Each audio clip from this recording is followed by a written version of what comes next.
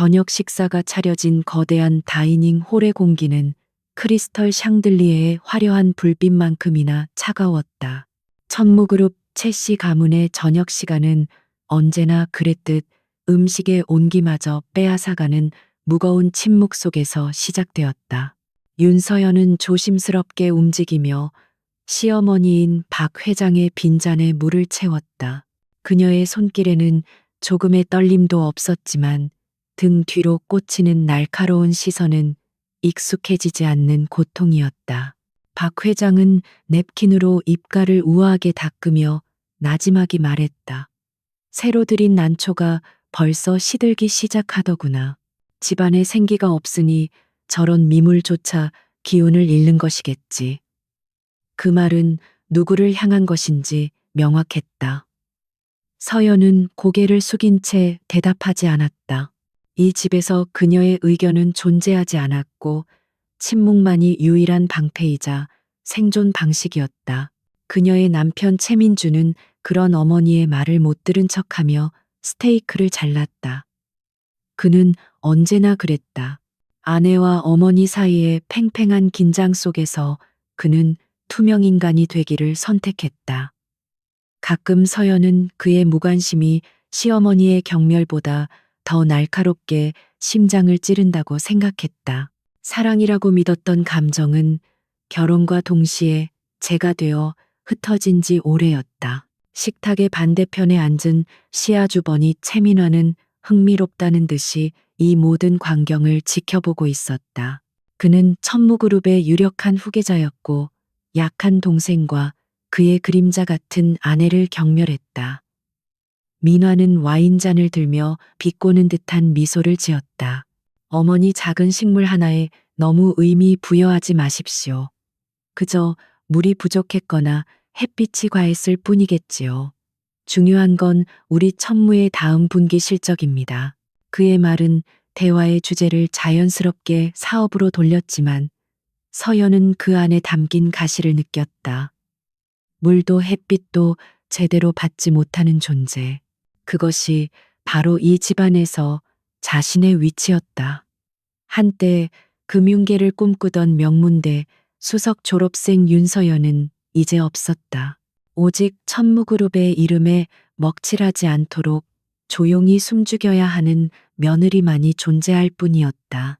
저녁 식사가 끝나고 모두가 각자의 공간으로 흩어진 후 서연은 홀로 남아 뒷정리를 시작했다. 하인들이 있었지만 박 회장은 며느리가 직접 솔선수범해야 한다며 굳이 그녀에게 이런 일을 시켰다. 서연은 묵묵히 접시를 닦으며 창밖을 보았다. 서울의 야경이 화려하게 펼쳐져 있었지만 그 어떤 불빛도 그녀의 마음을 비추지는 못했다. 결혼 전 그녀는 저 불빛의 한가운데인 여의도에서 자신의 미래를 그리고 있었다. 치열한 분석과 예측 시장의 흐름을 읽어내는 짜릿함. 그것이 그녀의 심장을 뛰게 했다. 하지만 최민준의 끈질긴 구애와 그의 배경이 주는 안정감에 잠시 눈이 멀었다. 사랑이라는 환상이 얼마나 허망한 신기루였는지 깨닫는 데는 그리 오랜 시간이 걸리지 않았다. 남편의 서재를 정리하는 것은 그녀의 마지막 일과였다. 민주는 일에 관해서는 꼼꼼했지만 사적인 공간은 늘 어지럽혔다.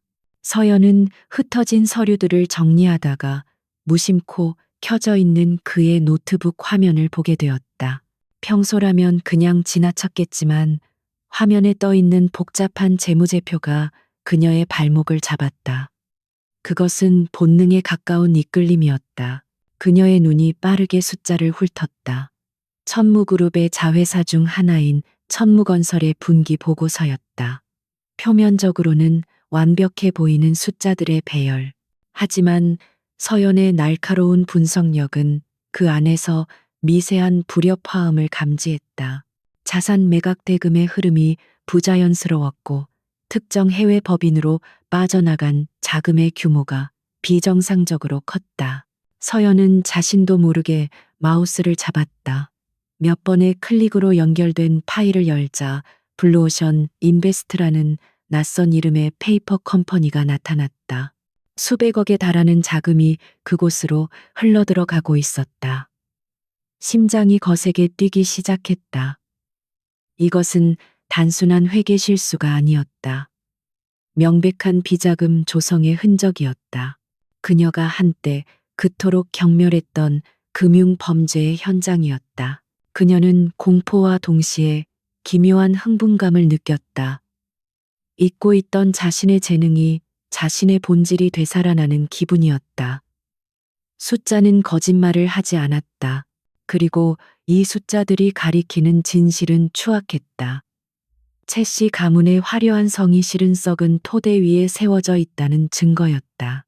그녀는 이 사실을 어떻게 해야 할지 몰라 혼란스러웠다. 바로 그 순간이었다. 등 뒤에서 얼음처럼 차가운 목소리가 들려왔다. 지금 뭘 하고 있는 것이냐?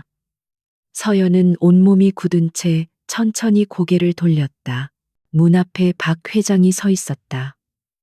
그녀의 눈은 분노와 경멸로 이글거리고 있었다. 박 회장은 천천히 서연에게 다가와 노트북 화면을 쳐다보았다. 그녀의 표정이 순간 굳어졌지만 이내 더욱 차가운 분노로 바뀌었다. 박 회장의 손이 매섭게 날아와 서연의 뺨을 때렸다. 감히 천한 것이 어딜 넘봐 내년이 뭘 안다고 이딴 것을 들여다봐. 귀가 울리고 뺨이 화끈거렸다. 서연은 바닥에 주저앉았다. 박 회장은 그것으로도 분이 풀리지 않는지 서재 안에 물건들을 집어던지며 소리쳤다. 네가 우리 집안에 들어와서 되는 일이 하나도 없어. 기어코 이런 식으로 뒤통수를 쳐. 소란에 놀란 민준과 민환이 서재로 달려왔다. 민준은 넘어져 있는 서연과 분노에 찬 어머니를 보고 당황했다. 하지만 민환은 노트북 화면과 서연을 번갈아 보더니 상황을 즉시 파악했다. 그의 입가에 냉소가 걸렸다. 그는 어머니의 분노를 더욱 부채질했다. 어머니, 저 여자가 뭘 받는지 모르겠습니다. 회사 기밀을 빼돌리려는 스파이일지도 모릅니다. 민준이 서연을 일으키려 했지만 박 회장의 고함에 움찔하며 손을 거두었다. 민준이 너는 비켜. 저런 여자를 감싸고 돌 셈이냐. 당장 내 집에서 내쫓아. 박 회장의 명령은 절대적이었다. 민준은 아내의 창백한 얼굴과 어머니의 불타는 눈빛 사이에서 갈등했지만 결국 고개를 숙였다. 그의 침묵은 서연에게 사형 선고나 다름없었다. 서연은 아무 말도 하지 않았다. 아니, 할 수 없었다. 배신감과 절망감이 목구멍까지 차올라 숨을 쉴 수 없었. 그녀는 자신이 사랑했던 남자, 자신의 모든 것을 버리고 선택했던 그 남자가 결국 자신을 버리는 순간을 무력하게 지켜보았다. 그녀의 결혼 생활은, 그녀의 청춘은 이렇게 끝나는 것이었다. 경비원들에게 양팔이 붙들린 채 그녀는 자신이 살던 집에서 짐승처럼 끌려 나왔다. 입고 있던 실내복 그대로 신발도 제대로 신지 못한 맨발이었다. 거대한 철문이 등 뒤에서 굉음을 내며 닫혔다. 차가운 밤 공기가 맨살에와 닿았다. 서연은 그제야 자신이 쫓겨났다는 사실을 실감했다. 모든 것을 잃었다. 그녀는 한참 동안 닫힌 문을 망연자실하게 바라보았다. 눈물이 뺨을 타고 흘러내렸지만 소리내어 울지는 않았다. 그럴 힘조차 남아있지 않았다. 하지만 그 순간 뺨을 때렸던 모욕감과 남편의 비겁함, 그리고 그녀가 발견했던 추악한 진실이 뒤섞여 차가운 분노로 변하기 시작했다. 이것이 끝이 아니라고, 결코 이대로 끝나지 않을 것이라고 다짐했다. 서연은 천천히 몸을 돌렸다. 눈물로 흐려진 시야 너머로 도시의 불빛이 아른거렸다. 한때는 꿈을 앗아간 절망의 도시였지만 이제는 싸워야 할 전쟁터가 되었다. 그녀는 맨발의 고통을 느끼며 아스팔트 위를 걷기 시작했다. 그녀의 마음속에서 새로운 불꽃이 타오르기 시작했다. 그림자 속에서 흘리던 눈물은 이제 강철 같은 의지를 벼리는 담금질이 될 것이었다. 차가운 아스팔트가 맨발을 찔렀지만 윤서연은 고통을 느끼지 못했다. 육체의 감각은 마음의 혹한에 비하면 아무것도 아니었다. 그녀는 정처 없이 걸었다. 화려한 강남의 거리를 지나고 인적 드문 골목을 통과하며 그녀의 발걸음은 무의식적으로 한강의 다리를 향하고 있었다. 강물 위로 비치는 도시의 불빛들이 어지럽게 흔들렸다. 모든 것을 삼켜버릴 듯한 검은 강물은 유혹적이었다. 하지만 그녀는 다리 위에서 멈춰 서지 않았다. 대신 다리를 건넜다. 강 저편에서 거대한 빌딩들이 유령처럼 솟아 있었다. 대한민국의 심장, 돈과 권력의 정글 여의도였다. 그녀가 한때 동경하고 꿈을 키웠던 곳, 이제는 처참한 패배자가 되어 돌아온 그곳은 마치 거대한 묘비처럼 그녀를 압도했다. 그녀의 청춘과 꿈이 묻힌 곳이었다. 밤새 걸어 기진맥진한 그녀는 동이틀 무렵 여의도의 한 낡은 상가 건물 앞에 주저앉았다. 주변의 초고층 증권사 빌딩들과 어울리지 않는 낡고 작은 건물이었다. 허기와 탈진으로 눈앞이 흐려졌다. 그녀는 며칠을 굶은 사람처럼 보였다. 화려한 정장을 입고 바쁘게 출근하는 금융인들이 그녀를 벌레 보듯 쳐다보며 지나갔다. 어젯밤까지 자신도 저들 중 하나가 될 수 있다고 믿었는데 그녀는 자리에서 일어나려 했지만 다리에 힘이 풀려 다시 주저앉고 말았다. 바로 그때 낡은 건물의 문이 열리며 한 노인이 나왔다. 그는 허름한 개량 한복 차림이었지만 그 눈빛만은 예사롭지 않았다. 날카롭고 깊은 눈, 모든 것을 꿰뚫어 보는 듯한 그 눈빛이 서연에게 향했다. 그는 잠시 서연을 바라보더니 안으로 들어가 따뜻한 차 한 잔을 들고 나왔다. 노인은 아무 말 없이 그녀에게 찻잔을 건넸다. 서연은 잠시 망설였지만 손끝으로 전해지는 온기에 저항할 수 없었다. 그녀는 떨리는 손으로 찻잔을 받아들고 단숨에 마셨다. 따뜻한 기운이 온몸으로 퍼지자 그제야 얼어붙었던 눈물이 터져 나왔다. 그녀는 아이처럼 서럽게 울기 시작했다. 노인은 그저 조용히 그녀의 옆에 서서 기다려 주었다. 한참을 울어 감정이 조금 진정되자 서연은 고개를 들어 노인을 보았다. 감사합니다. 죄송합니다. 그녀의 목소리는 갈라져 있었다. 노인은 부드럽게 고개를 저었다. 인생이란 원래 그런 것이다. 가장 높은 곳에 올랐다고 생각할 때 가장 낮은 곳으로 떨어지기도 하지. 중요한 건 바닥을 쳤을 때 뭘 하느냐다. 계속 바닥에 머물 것인가 아니면 박차고 다시 솟아오를 것인가. 그의 말은 단순한 위로가 아니었다. 뼈가 있는 말이었다. 서연은 그의 눈을 똑바로 쳐다보았다. 낯이 익었다. 어디선가 본 적이 있는 얼굴이었다. 경제 잡지나 뉴스에서였을까. 그녀가 기억을 더듬는 사이 노인이 먼저 입을 열었다. 나는 강민혁이라고 한다. 사람들은 나를 여의도의 은둔자라고 부르더군. 강민혁. 그 이름을 듣는 순간 서연의 머릿속에 번개가 쳤다. 10년 전 혜성처럼 나타나 공격적인 투자로 시장을 뒤흔들었던 전설적인 인물. 그는 당시 신흥 강자였던 천무그룹과 경영권 분쟁을 벌이다가 처참하게 패배하고 시장에서 사라졌다. 채씨 가문 사람들은 그를 비웃으며 시대의 흐름을 읽지 못한 패배자라고 불렀다. 서연은 놀라움의 말을 잃었다. 어떻게 저를. 강민혁은 희미하게 웃었다. 윤서연 씨 전 천무그룹 며느리. 자네가 최민준과 결혼할 때 난 자네에 대해 조금 알아봤지.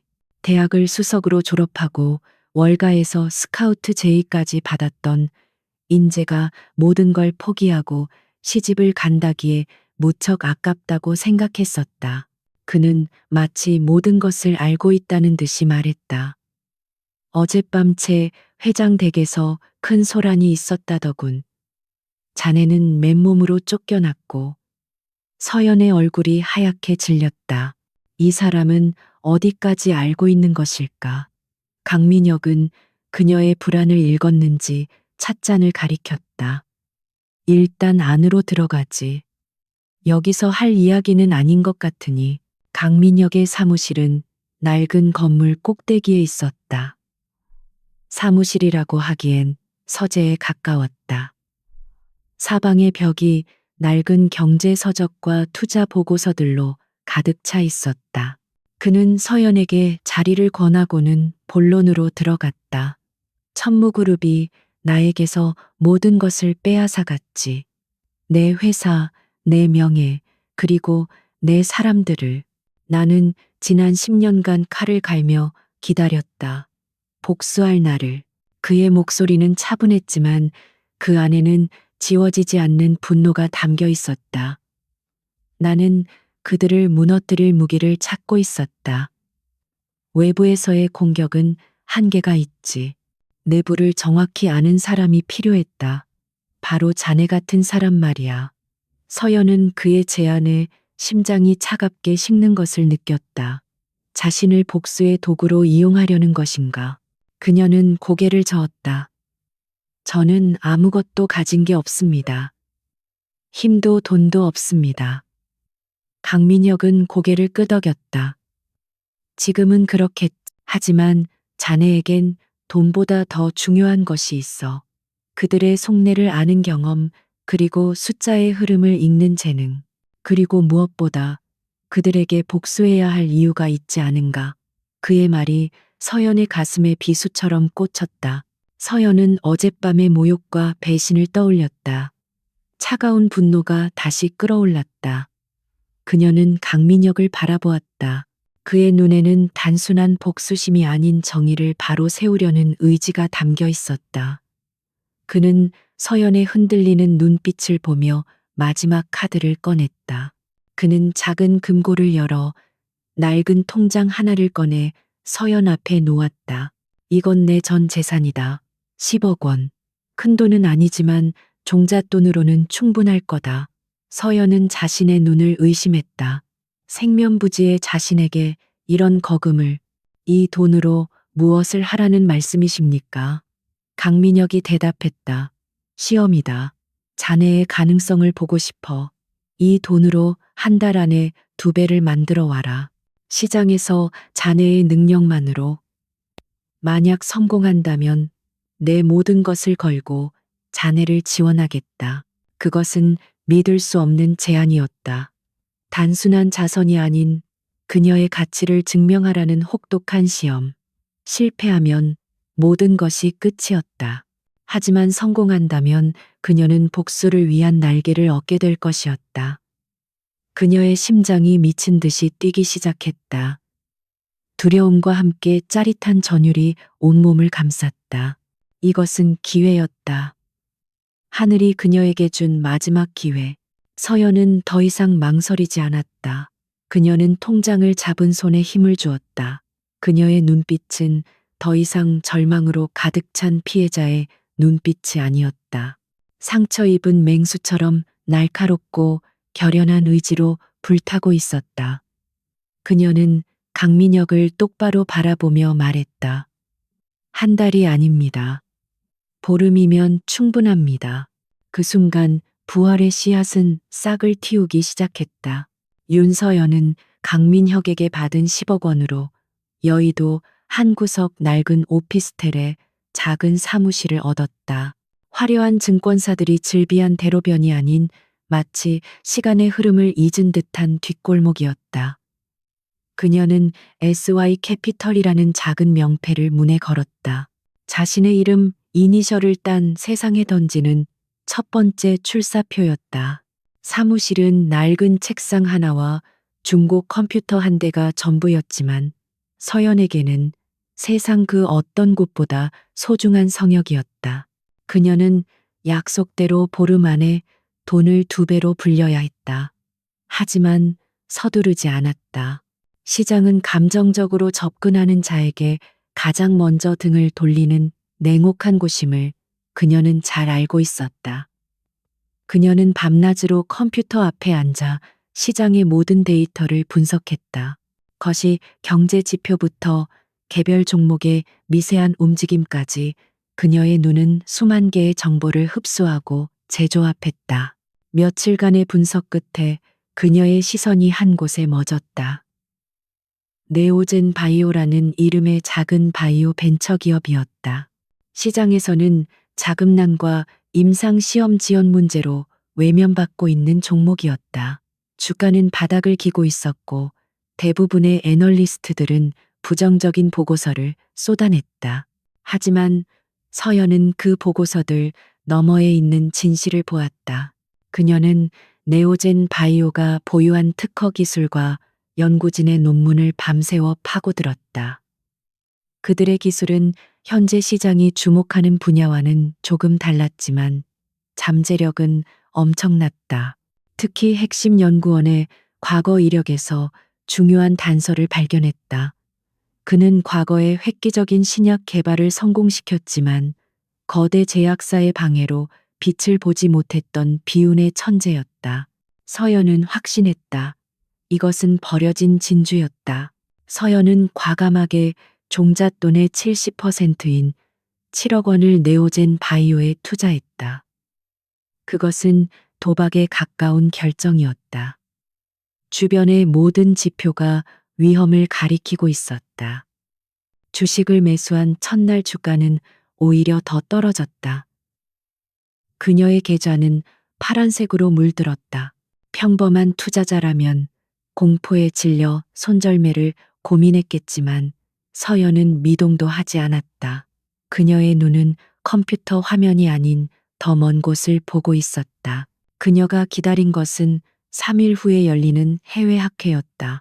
그녀가 찾아낸 바로 그 비운의 천재 연구원이 그곳에서 자신의 새로운 연구 결과를 발표할 예정이라는 정보를 입수했기 때문이었다. 시장은 아직 이 정보의 가치를 모르고 있었다. 서연은 자신의 분석과 직감을 믿었다. 남은 3일은 그녀에게 피를 말리는 시간이었지만 그녀는 묵묵히 기다렸다. 그리고 운명의 날이 밝았다. 학회에서 네오젠 바이오의 신기술이 발표되자마자 시장은 폭발적으로 반응했다. 기존 치료제의 패러다임을 바꿀 수 있는 혁신적인 기술이라는 평가가 쏟아졌다. 다음 날 아침 한국 주식시장이 열리자마자 네오젠 바이오의 주식은 개장과 동시에 상한가를 기록했다. 거래가 불가능할 정도로 매수 주문이 쌓였다. 서연은 첫 상한가에 팔지 않았다. 이 기술의 가치는 이것으로 끝나지 않을 것이라고 판단했다. 그녀의 예측대로 네오젠 바이오의 주가는 닷새 연속 상한가를 기록하며 하늘 높은 줄 모르고 치솟았다. 그녀는 6번째 날 주가의 상승세가 잠시 주춤하는 순간을 정확히 포착하여 모든 주식을 매도했다. 그녀의 계좌에는 28억 원이라는 숫자가 찍혀 있었다. 단 열흘 만에 그녀는 원금의 4배에 가까운 수익을 올렸다. 약속했던 보름을 채우지도 않은 시점이었다. 그녀는 차가운 생수 한 잔을 마시며 가쁘게 몰아쉬던 숨을 골랐다. 이것은 단순한 돈벌이가 아니었다. 자신의 능력이 녹슬지 않았음을, 자신의 감각이 여전히 살아있음을 증명한 순간이었다. 그녀는 강민혁에게 전화를 걸어 낮은 목소리로 말했다. 회장님 약속 지켰습니다. 강민혁의 사무실을 다시 찾았을 때 그는 아무 말 없이 그녀가 내민 거래 내역서를 한참 동안 들여다보았다. 그의 깊은 눈에 놀라움과 함께 만족스러운 미소가 번졌다. 그는 조용히 고개를 끄덕였다. 내가 사람 하나는 제대로 봤군. 자네는 숫자를 읽는 게 아니라 그 너머의 사람과 욕망을 읽는 재능이 있어. 그것이 진짜 투자가의 자질이지.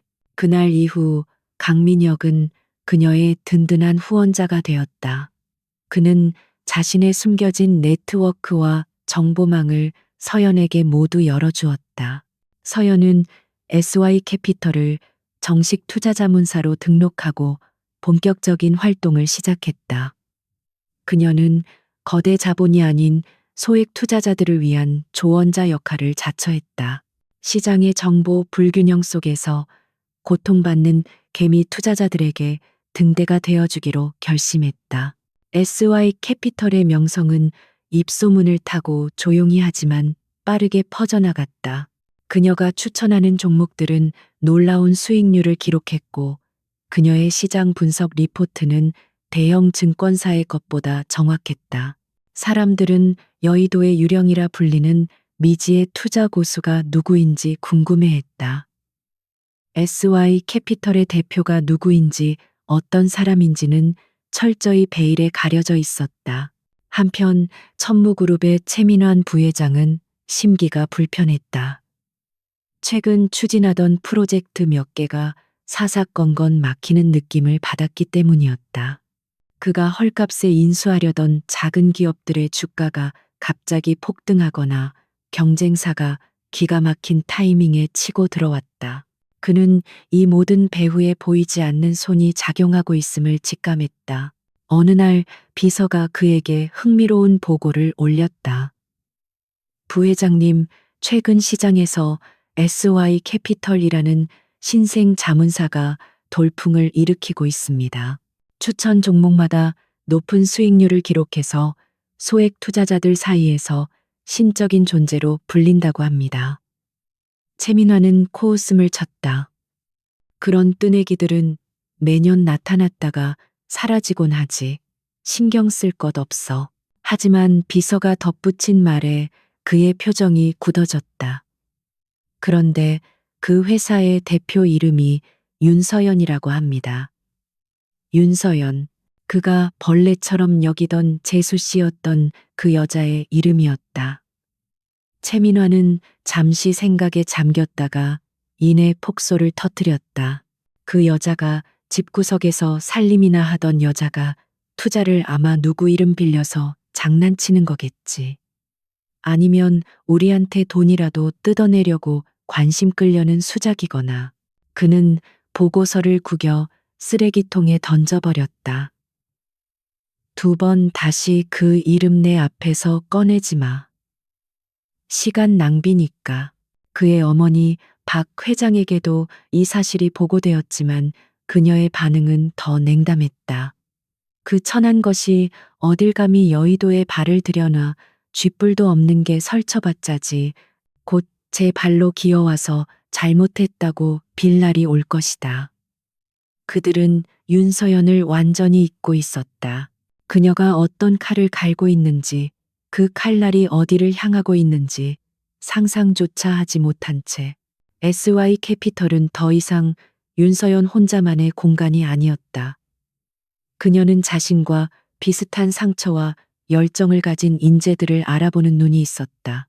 증권사의 부조리에 환멸을 느끼고 사표를 던진 젊은 분석가 김민중과 대기업의 유리천장에 가로막혀 능력을 펼치지 못했던 데이터 전문가 이수진이 그녀의 첫 번째 동료가 되었다. 셋이 모인 사무실은 비좁았지만 그 안에서 오가는 데이터와 분석은 여의도 그 어떤 대형 증권사보다 뜨거웠다. 그들의 명성은 이제 단순한 족집게 수준을 넘어섰다. 서연은 시장의 흐름을 예측하는 것을 넘어 가치 있는 기업을 발굴하고 성장시키는 데 집중했다. 그녀의 투자 철학은 돈이 아닌 기업의 미래에 투자한다는 것이었고, 이 진심은 소액 투자자들의 마음을 움직였다.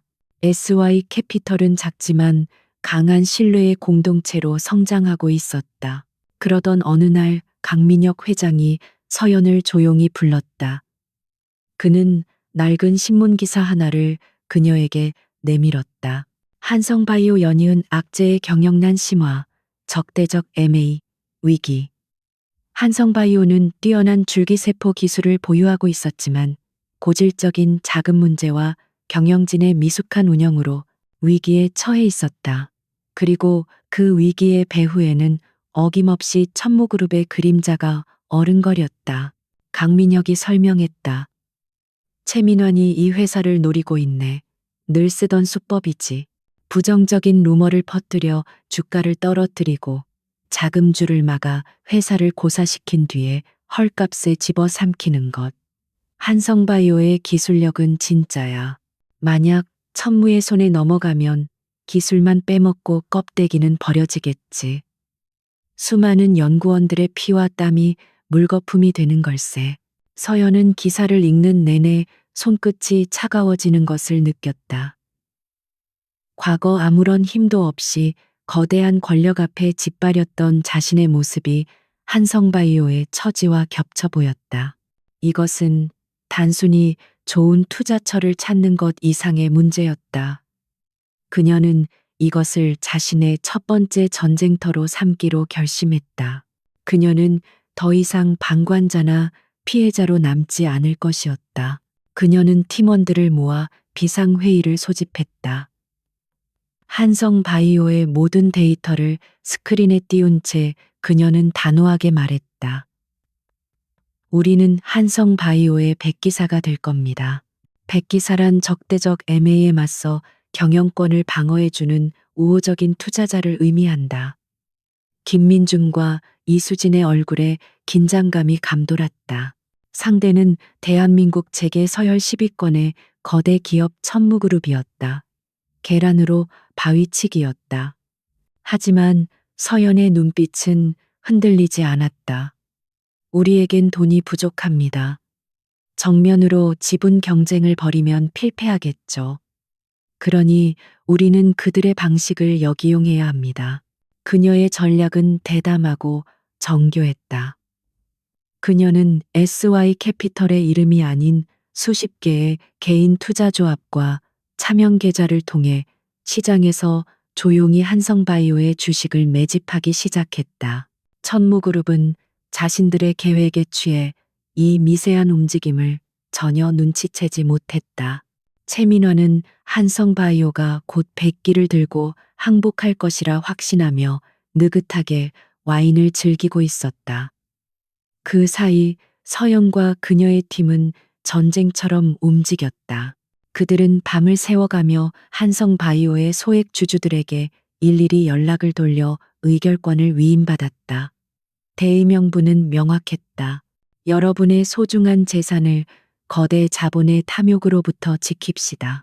마침내 천무그룹이 한성바이오에 공식적으로 적대적 인수 제안서를 발송한 날 서연은 움직였다. 그녀는 직접 한성바이오의 경영진을 찾아갔다. 절망에 빠져 있던 한성바이오의 대표는 갑자기 나타난 젊은 여성을 경계했지만 그녀가 내민 자료를 보고는 입을 다물지 못했다. 서연의 보고서는 한성바이오의 잠재적 가치와 천무의 약탈적인 전략을 정확하게 분석하고 있었다. 서연은 제안했다. 저는 이 회사를 인수하러 온 것이 아닙니다. 지키러 왔습니다. 저희에게 경영권을 방어할 만큼의 지분을 넘겨주십시오. 그 대가로 저희는 긴급 운영 자금을 지원하고 회사를 정상화시킬 새로운 비전을 제시하겠습니다. 천무의 노예가 될 것인지 아니면 저희와 함께 회사의 주인이 될 것인지 선택하십시오. 같은 시각 SY 캐피털의 이름으로 시장에 충격적인 보고서가 공개되었다. 한성바이오 숨겨진 가치와 천무그룹의 비도덕적 M&A 시도에 대한 분석. 이 보고서는 순식간에 모든 언론과 투자자 커뮤니티로 퍼져나갔다. 천무그룹의 추악한 방식이 대중에게 폭로되자 여론은 급격히 악화되었다. 천무그룹은 도덕성에 큰 타격을 입었다. 상황이 급변하자 최민화는 뒤늦게 사태의 심각성을 깨달았다. 그는 자금력을 총동원해 주식을 사들이려 했지만 이미 시장의 물량 대부분은 서연의 손에 넘어간 후였다. 한성바이오의 주가는 폭등하기 시작했고 천무가 계획했던 인수 비용은 천문학적으로 불어났다. 결국 임시 주주총회가 열렸고 서연은 소액 주주들의 압도적인 지지를 받아 천무의 MA 시도를 성공적으로 막아냈다. 전쟁은 끝났다. SY 캐피털은 다윗과 골리앗의 싸움에서 승리했다. 이 사건으로 윤서연의 이름은 처음으로 시장 전면에 드러났다. 천무그룹에 맞선 여장부, 백이의 여기사와 같은 별명들이 그녀를 따라다니기 시작했다. 그녀는 단숨에 여의도의 새로운 스타로 떠올랐다. 최민화는 자신의 집무실에서 보고를 받으며 치를 떨었다. 완벽하다고 생각했던 계획이 물거품이 된 것은 물론 시장의 조롱거리로 전락했다. 금전적 손실도 막대했다. 무엇보다 그를 분노하게 한 것은 이 모든 것을 계획한 사람이 바로 그가 벌레처럼 무시했던 윤서연이라는 사실이었다. 장난이 아니었다. 이것은 명백한 선전포고였다. 그는 책상 위의 모든 것을 쓸어버리며 포효했다. 이제껏 느껴보지 못했던 종류의 모욕감이었다. 그는 당장 비서실장을 호출했다. 그의 눈은 분노로 붉게 충혈되어 있었다. 그는 얼음처럼 차가운 목소리로 명령했다. SY 캐피털이라는 회사 그리고 윤서연이라는 여자에 대한 모든 것을 알아내. 자금줄 인맥 약점 과거까지 전부 다. 그리고 무슨 수를 써서라도 짓밟아버려. 흔적도 없이. 한성바이오 전투의 승리는 SY 캐피털의 영광을 가져다 주었지만 윤서연은 축배를 들지 않았다. 그녀는 사무실 창가에 서서 여의도의 야경을 내려다보았다. 도시의 불빛은 승리자를 위한 축포처럼 보였지만 그녀의 눈에는 거대한 폭풍이 몰려오기 전에 고요함으로 비쳤다. 그녀는 뒤돌아보며 긴장한 표정의 팀원들에게 말했다. 이건 시작일 뿐입니다. 진짜 파도는 지금부터 밀려올 거예요. 모두 정신 바짝 차려야 합니다. 그녀의 예감은 틀리지 않았다. 최민환의 반격은 예상보다 훨씬 빠르고 전방위적으로 시작되었다. 첫 번째 공격은 SY 캐피털의 돈줄을 끊는 것이었다. 천무그룹은 자신들의 막강한 영향력을 이용해 SY 캐피털과 거래하는 모든 금융기관을 압박했다. 증권사들은 갑자기 SY 캐피털의 신용 한도를 축소했고 은행들은 대출 연장을 거부했다. 작은 회사는 순식간에 자금 유동성 위기에 몰렸다. 두 번째 공격은 여론을 통한 인격 살인이었다. 최민화는 언론을 움직여 윤서연에 대한 악의적인 기사들을 쏟아내기 시작했다. 그녀는 탐욕스러운 기업 사냥꾼, 복수심에 눈이 먼 불안정한 여성으로 매도되었다. 심지어 최 씨 가문의 며느리였던 시절의 사생활까지 들먹이며 그녀의 도덕성을 헐뜯었다. 시장의 신뢰는 흔들렸고 일부 고객들이 투자를 철회하기 시작했다. 하지만 가장 치명적인 공격은 주식 시장에서 직접적으로 이루어졌다. 최민화는 SY 캐피털이 주요하게 투자하고 있는 포트폴리오를 파악한 뒤 천무그룹의 막대한 자금을 이용해 조직적인 공매도 공격을 시작했다. 공매도는 주가 하락에 베팅하는 투자 기법으로 주식을 빌려서 판 뒤 나중에 싼 값에 되사서 갚는 방식이다. 그들의 목표는 명확했다.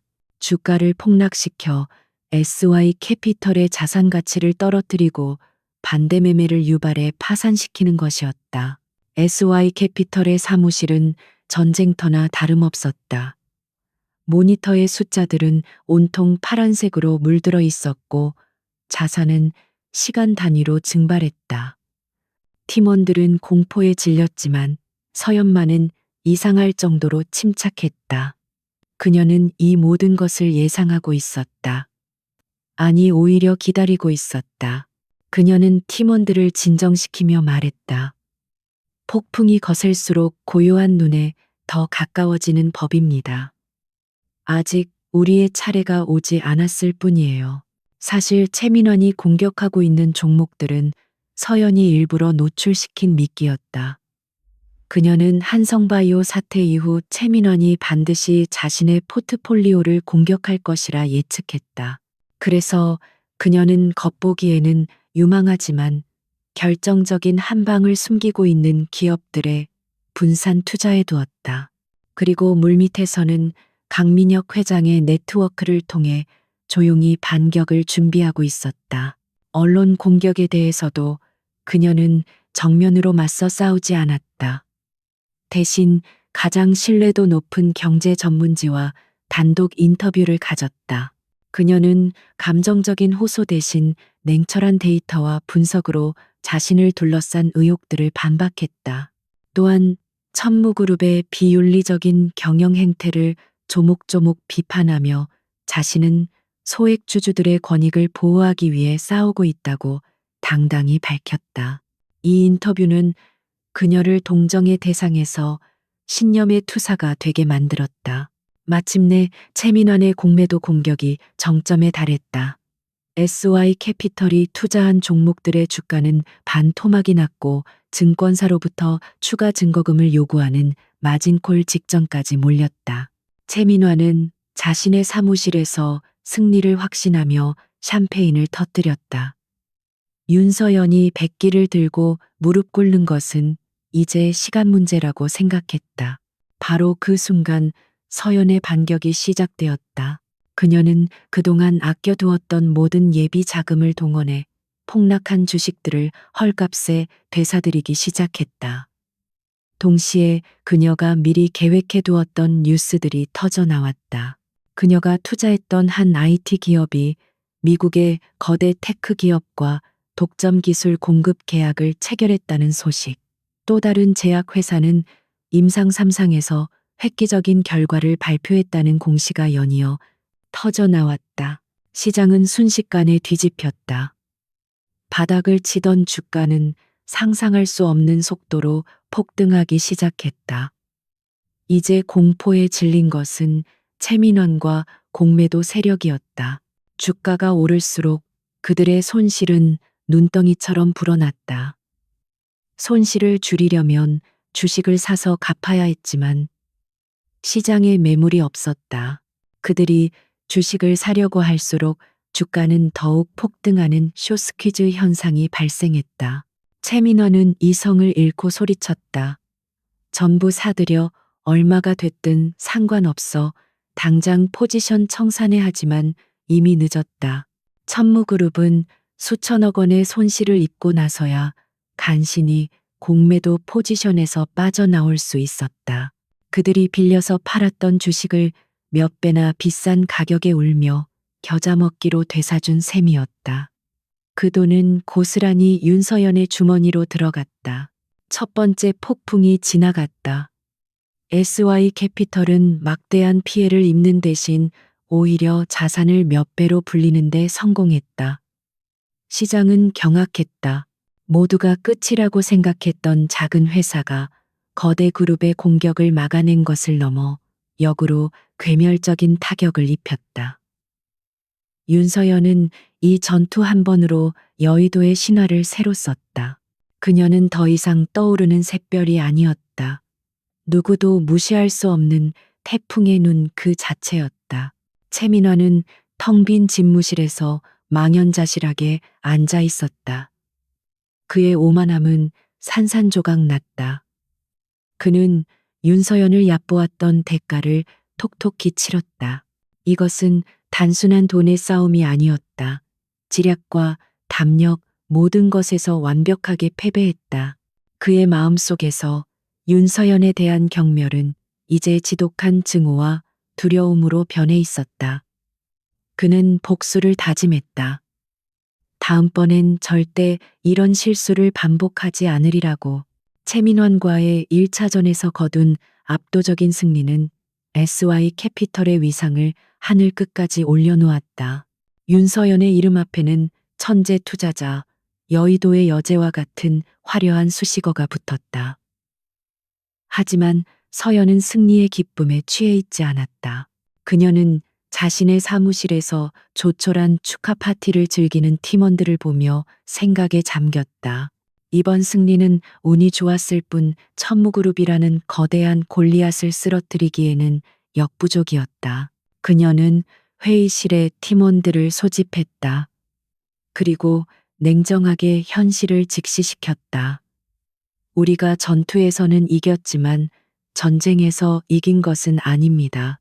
천무그룹은 자금력, 인력, 정보력 모든 면에서 우리를 압도합니다. 그들은 이번 패배로 더 교활하고 잔인한 방법으로 우리를 공격해 올 겁니다. 주식시장에서 정면으로 싸우는 건 소모전일 뿐 결국엔 우리가 먼저 지치게 될 겁니다. 김민준 분석가가 동의하며 말했다. 대표님 말씀이 맞습니다. 히드라 같은 놈들이죠. 머리 하나를 잘라도 다른 머리가 2개씩 돋아나는 그들의 본체를 공격할 방법을 찾아야 합니다. 서연은 고개를 끄덕였다. 그녀의 머릿속에는 이미 그 본체에 대한 희미한 실마리가 있었다. 바로 그녀가 그 집에서 쫓겨나던 밤에 보았던 남편의 노트북 화면이었다. 그녀는 그날 밤의 기억을 필사적으로 되살렸다. 천무건설, 자산 매각, 그리고 블루오션 인베스트라는 낯선 이름의 유령 회사. 수백억 원의 비정상적인 자금 흐름.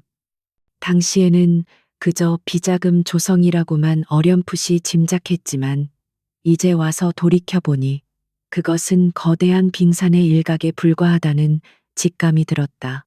그녀는 결심했다. 이제 싸움의 무대를 주식시장에서 정보전으로 옮겨야 할 때라고.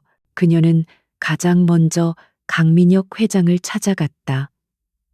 주식시장에서의 싸움은 그녀의 전문 분야였지만 기업의 어두운 비밀을 파헤치는 것은 또 다른 영역의 문제였다. 수십 년간 여의도의 생리를 겪어온 강민혁의 경험과 네트워크가 절실히 필요했다. 서연은 그에게 자신의 기억과 추측을 조심스럽게 털어놓았다.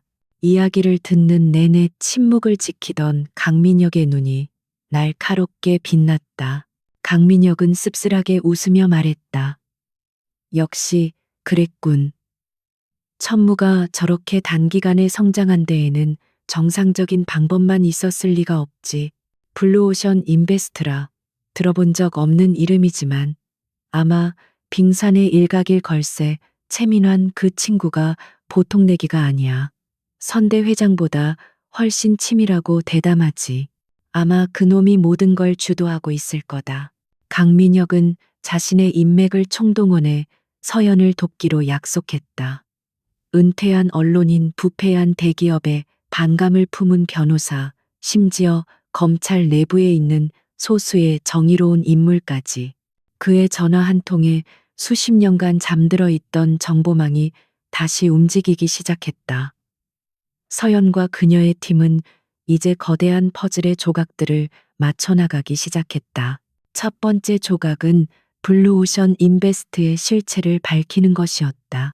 이수진 전문가가 며칠 밤을 새워 추적한 결과 그 회사는 조세피난처인 케이맨 제도의 서류상으로만 존재하는 유령 회사임이 드러났다. 문제는 그 회사로 흘러 들어간 자금의 최종 행선지를 찾는 것이었다. 자금은 여러 나라의 유령 회사를 거치며 깨끗하게 세탁되고 있어 추적이 거의 불가능했다. 서연은 접근 방식을 바꿨다. 돈의 흐름을 좇는 대신 돈이 처음 만들어진 곳, 즉 천무건설의 과거 프로젝트들을 파헤치기 시작했다. 그녀는 최씨 집안에 살면서 보고 들었던 편린 같은 기억들을 하나씩 꺼내어 퍼즐 조각처럼 맞추었다. 시아버지와 최민환이 나누던 대화, 민준의 서재에 있던 서류들, 집에 드나들던 낯선 손님들의 얼굴. 그러다 결정적인 단서를 하나 떠올렸다. 몇 년 전 천무건설이 정부가 주도하는 대규모 해외 자원 개발 프로젝트를 수주했을 때의 일이었다.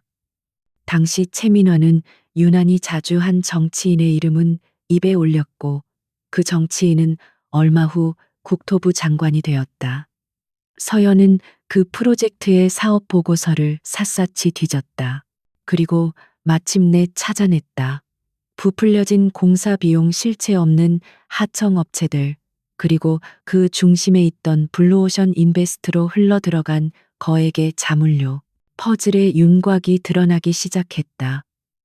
이것은 단순한 비자금 조성이 아니었다. 정경유착의 거대한 커넥션이었다. 천무그룹은 국책 사업을 따내는 대가로 유력 정치인들에게 천문학적인 뇌물을 바쳤고 그 검은 돈을 세탁하는 창구가 바로 블루오션 인베스트와 같은 유령 회사들이었다. 그리고 이 모든 범죄의 설계자는 바로 최민환이었다. 바로 그때 강민혁에게서 연락이 왔다.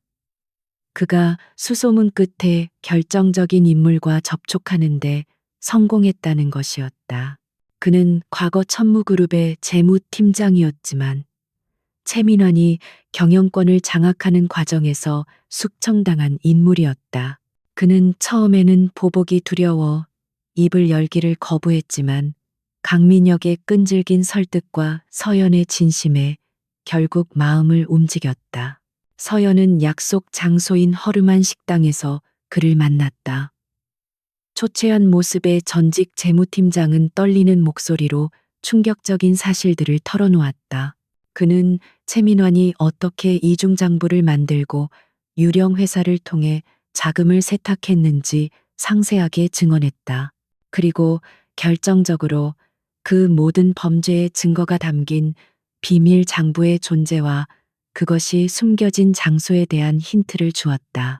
사무실로 돌아온 서연은 거대한 화이트보드 앞에 섰다. 그녀는 지난 몇 주간 수집한 정보들을 하나씩 붙여나가며 연결선을 그었. 흩어져 있던 점들이 하나의 선으로 그리고 마침내 거대한 그림으로 완성되었다.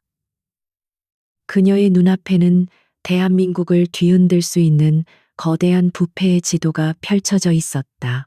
그녀는 이제 최민환의 심장을 꿰뚫을 수 있는 날카로운 창을 손에 쥐게 된 것이었다.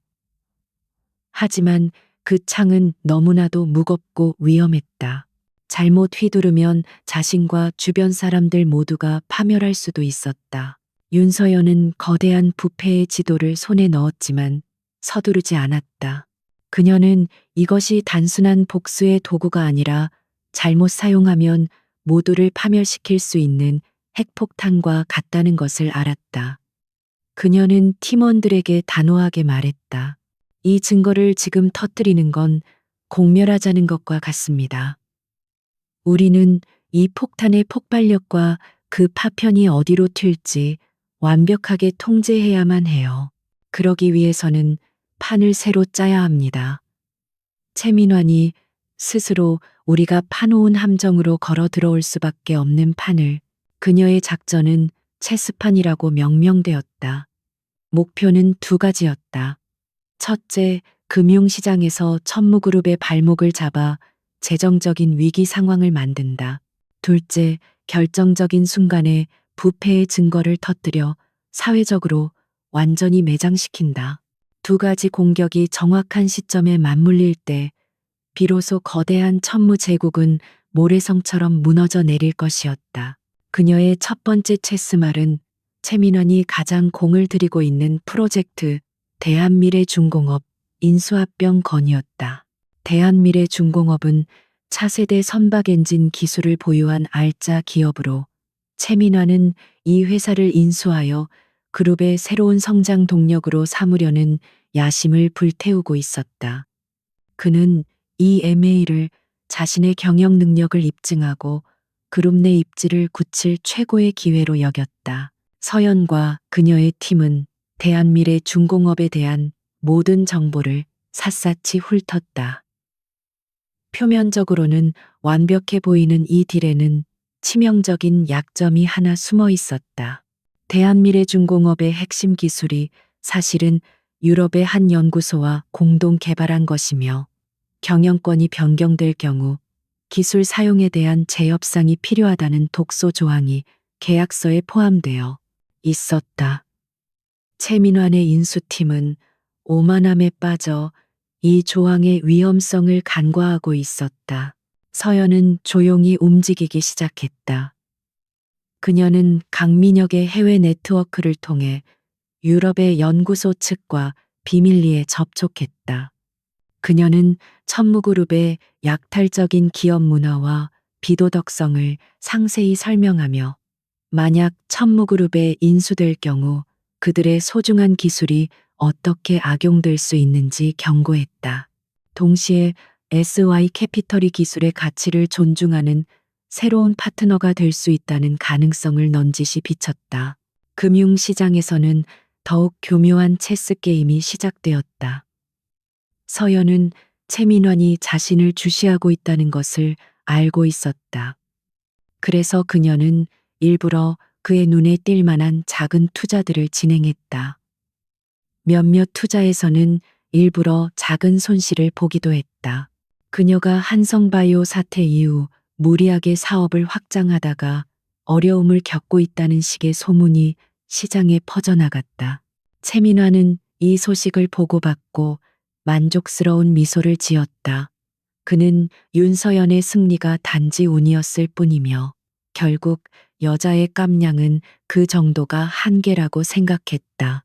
경계심을 완전히 푼 그는 더욱 자신만만하게 대한미래중공업 인수에 막대한 자금을 쏟아붓기 시작했다.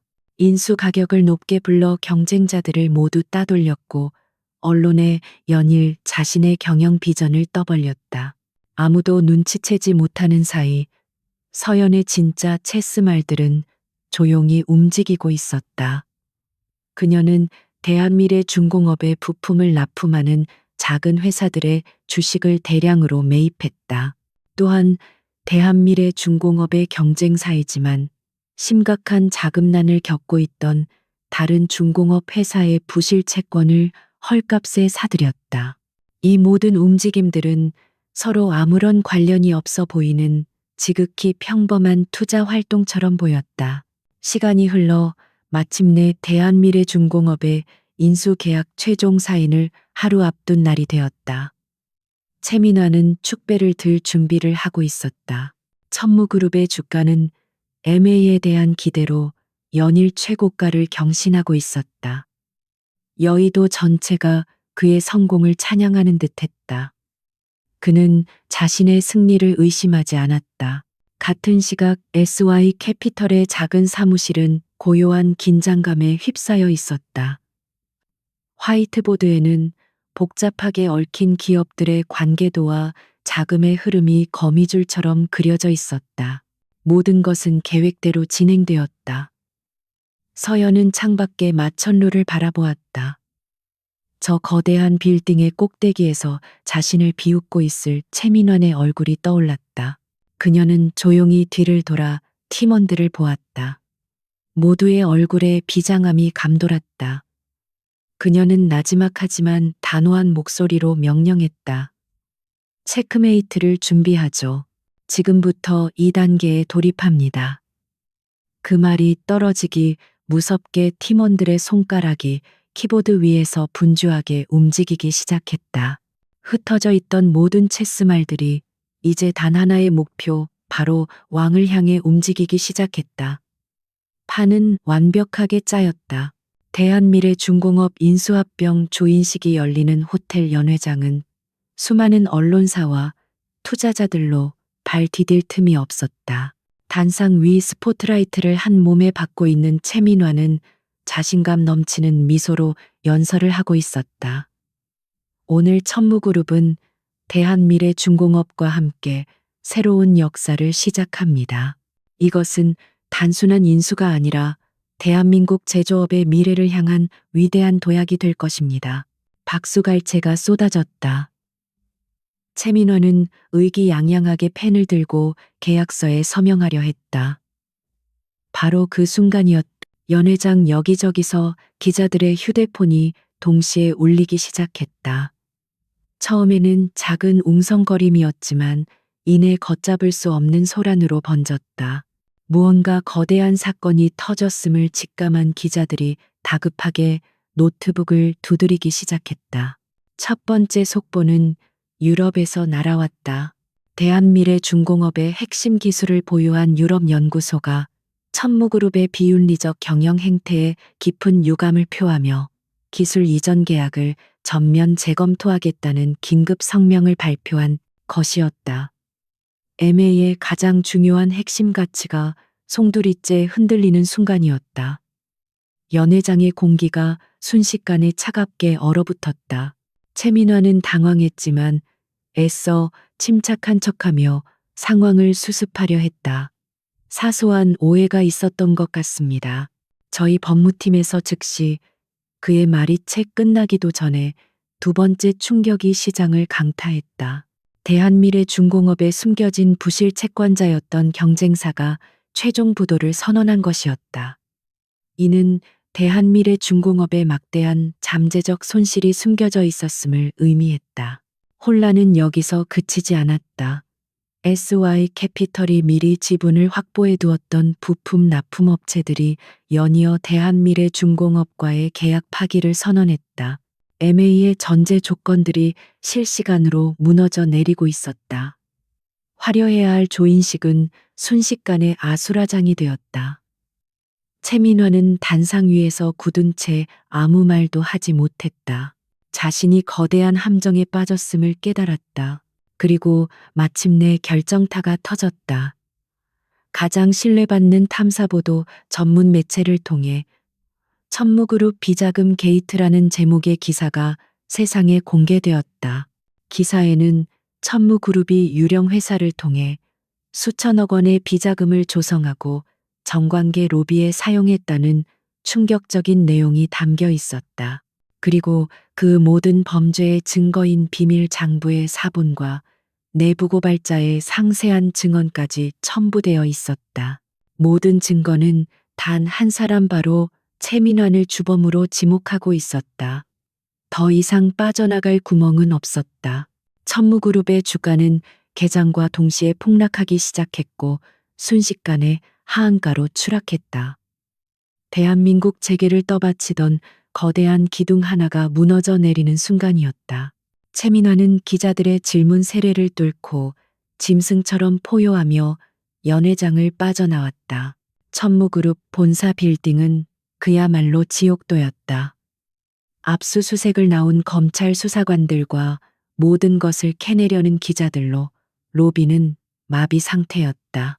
최민환은 비상계단을 통해 미친 듯이 회장실로 뛰어 올라갔다. 그곳에는 어머니 박 회장과 동생 민준이 망연자실한 표정으로 TV 뉴스를 보고 있었다. 화면 속에서는 자신들의 범죄가 속속들이 드러나고 있었다. 바로 그때 회장실 문이 조용히 열렸다. 그리고 그곳으로 윤서연이 들어섰다. 경호원이나 비서 중 누구도 그녀를 막지 못했다. 아니, 막을 생각조차 하지 못했다. 지금 이 건물의 진짜 주인은 바로 그녀인 것만 같았다. 그녀는 여전히 평소처럼 차분하고 단정한 모습이었다. 그 고요함이 최 씨 일가에게는 죽음의 선고처럼 느껴졌다. 박 회장이 먼저 이성을 잃고 소리쳤다. 내년이 감히 네가 우리를 배신해 우리가 걷어주고 먹여준 은혜도 있고. 서연은 아무런 감정 없는 눈으로 그녀를 바라보았다. 은혜라고 하셨습니까? 저는 지난 세월 단 하루도 사람으로 대접받은 기억이 없습니다. 그것은 은혜가 아니라 사육이었습니다. 회장님, 최민환이 붉게 충혈된 눈으로 그녀에게 달려들려 했다. 이게 같은 년 내가 너를 가만두지 않겠어. 하지만 그의 발걸음은 허공에서 멈췄다. 서연의 차가운 목소리가 그의 심장을 꿰뚫었기 때문이었다. 당신은 이제 아무것도 할 수 없어요. 당신이 평생 쌓아 올린 그 성은 당신의 탐욕과 오만함으로 인해 스스로 무너져 내린 겁니다.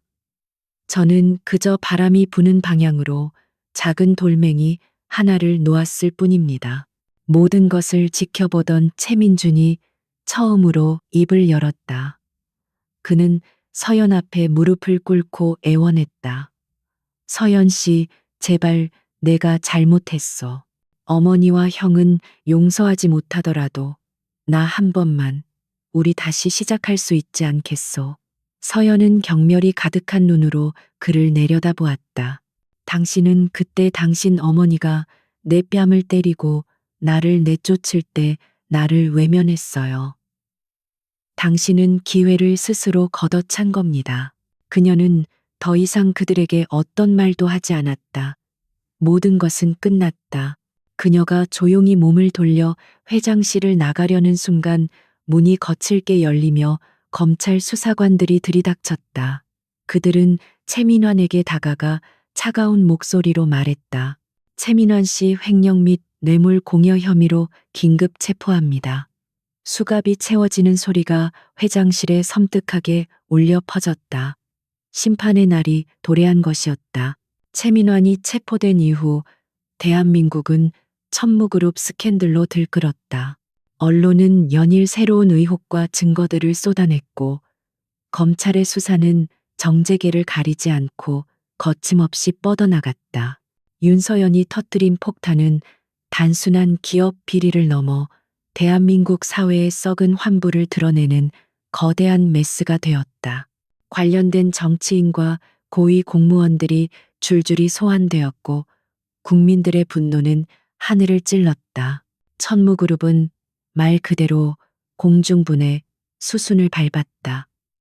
총수가 구속되고 기업 이미지가 회복 불가능한 수준으로 추락하자 주가는 휴지 조각이 되었다. 채권단은 일제히 자금 회수에 나섰고 협력업체들은 거래를 끊었다. 한때 재계의 거인이었던 천무그룹은 존폐를 걱정해야 하는 신세로 전락했다. 결국 이사회는 긴급 회의를 열어 최 씨 일가의 모든 경영권을 박탈하고 법원에 기업 회생 절차를 신청했다. 한 시대가 막을 내리는 순간이었다. 최 씨 일가의 몰락은 비참했다. 교도소에 수감된 최민환은 여전히 현실을 부정하며 모든 것이 윤서연의 음모라고 소리쳤다. 하지만 아무도 그의 말을 들어주지 않았다. 그는 철저히 혼자였다. 평생을 바쳐 이룩한 제국이 무너지는 것을 속수무책으로 지켜보던 박 회장은 충격으로 쓰러져 뇌졸중으로 전신이 마비되었다. 한때 호랑이처럼 군림하던 여장부는 병상에 누워 말 한마디 제대로 못하는 신세가 되었다. 그나마 법의 심판을 피한 최민주는 모든 것을 잃었다. 재산, 명예, 가족. 그에게 남은 것은 아무것도 없었다. 그는 텅 빈 저택에 홀로 남아 매일 술로 시간을 보냈다. 그러던 어느 날 그는 마지막 지푸라기라도 잡는 심정으로 SY 캐피털의 사무실을 찾아갔다. 그는 건물 앞에서 몇 시간이고 서서 퇴근하는 윤서연을 기다렸다. 마침내 모습을 드러낸 서연은 초라하게 변한 그를 보고도 조금도 놀라지 않았다. 그녀의 얼굴에는 어떤 감정도 떠오르지 않았다. 경멸도 연민도 증오도 아니었다. 그저 아무런 관심이 없다는 듯한 무표정이었다. 민주는 그녀 앞에 다가와 비틀거리며 무릎을 꿇었다. 그의 눈에는 후회의 눈물이 가득했다. 서연 씨, 내가 다 잘못했소. 그때 당신을 지켜주지 못해서 미안하오. 제발 한 번만 용서해 주시오. 우리 다시 시작할 수 없겠소. 이제 나에겐 당신밖에 남은 사람이 없소. 그의 애원은 처절했지만 서연의 마음을 움직이지는 못했다. 그녀는 차가운 눈으로 그를 내려다보며 말했다. 당신이 나에게 사과해야 할 것은 나를 지켜주지 못한 것이 아닙니다. 당신 스스로 당신의 인생을 지키지 못한 것이죠. 당신은 단 한 번도 자신의 의지대로 살아본 적이 없어요. 어머니의 아들로 천무그룹의 후계자로. 그리고 나는 그런 당신에게서 내 미래를 찾으려 했던 어리석은 여자였고요. 그녀는 말을 이었다. 이제 와서 나에게 기대지 마세요.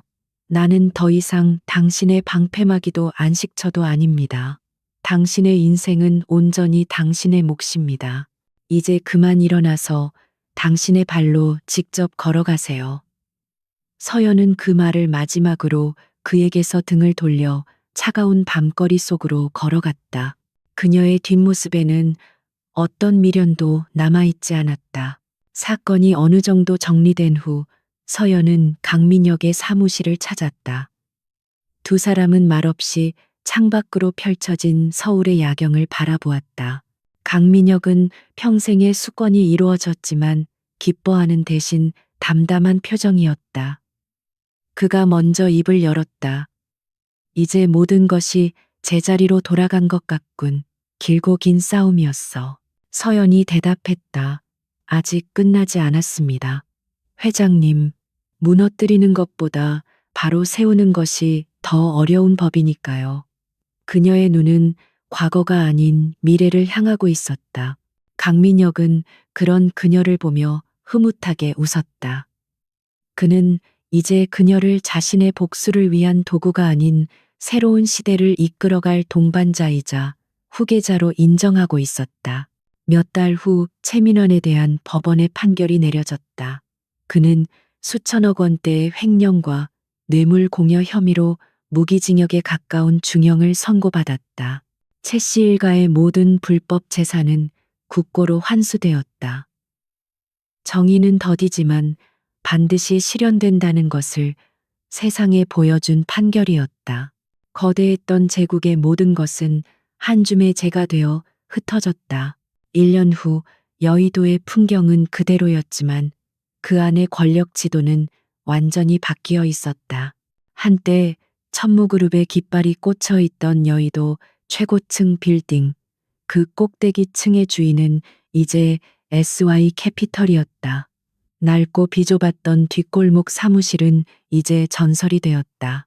통유리 너머로 서울의 전경과 한강이 시원하게 내려다 보이는 새로운 사무실은 젊음과 혁신의 에너지로 가득 차 있었다. 윤서연은 더 이상 복수심에 불타는 투사가 아니었다.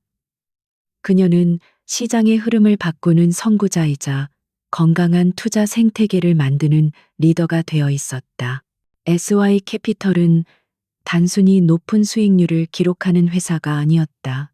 그들이 투자하는 기업은 반드시 투명한 지배 구조와 높은 수준의 윤리의식을 갖춰야 한다는 원칙을 고수했다. SY 캐피털의 투자를 받는다는 것은 이제 가장 신뢰할 수 있는 기업이라는 인증마크나 다름없었다. 그녀와 함께 시작했던 김민준과 이수진은 이제 회사의 핵심 임원이 되어 있었다. 서연은 그들에게 더 많은 권한과 책임을 위임하며 새로운 리더로 성장시켰다. SY 캐피털의 회의실에서는 고압적인 지시나 질책 대신 자유로운 토론과 창의적인 아이디어가 오고 갔다. 그것은 과거 천무그룹의 폐쇄적이고 억압적인 문화와는 정반대의 풍경이었다. 사람들은 윤서연을 여의도의 여제라고 불렀다.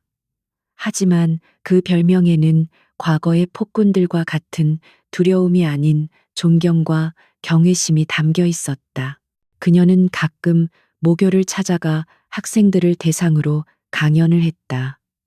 그녀는 자신의 성공 신화를 자랑하는 대신 실패와 좌절의 경험을 담담하게 이야기했다.